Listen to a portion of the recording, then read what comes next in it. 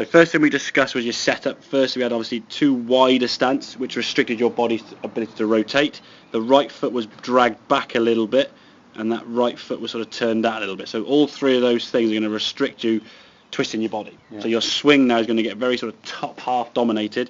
So as the club goes back now, we get a good backswing in here, and the same with a narrower stance, same good backswing there, okay? But as you start bringing this golf club down, there's that sort of lunge into the golf ball, top half does all the work, and at this point here now, your lower half hasn't really moved at all. It's just basically trying to play catch up with the shoulders, where this one, we can just see, you can see your lower half now is actually starting to work and initiate itself.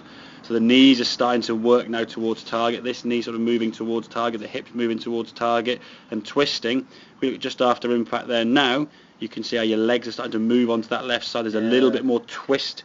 Look so where your belt buckle is there compared to your belt buckle there, it's now twisting through more, whereas this one is trying to sort of catch up. At least everything's now twisting through the target, and you can see when you finish, right the way through, right foot up on its toe, get that there, right foot up on its toe, fully rotated with the knees and the hips and the shoulders, whereas this one, that right foot's hanging back, the hip, look at your belt buckle in your pocket, your hips there, your hips are sort of still, haven't quite come round. And so in some ways, physically, that's going to put a lot of stress on your lower back, because obviously your hips now are going to be sort of 45 degrees to 50 degrees rotated, where your shoulders are 90. So now your spine's sort of going to be sort of corkscrewing. Your lower foot back here is just going to be hanging back, so a lot of pressure on the inside of your knee there, trying to release it through. So from a health point of view, that swing on the right is a much healthier swing and a more powerful swing. So like I say, if we can improve that setup, get your feet a little bit narrower, get the feet sort of just and equally turned out and parallel to your target. Don't bring that right foot back to try and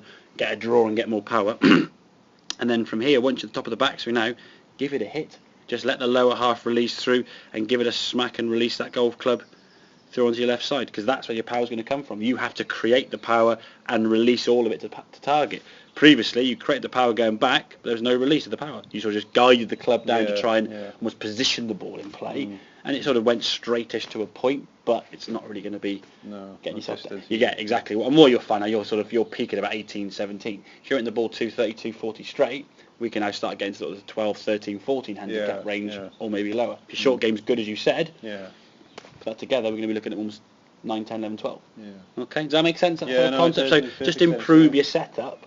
And then give it a hit in some ways, the simplistic sort of version of it. So, okay, have a couple more of them, and then we'll see how they go.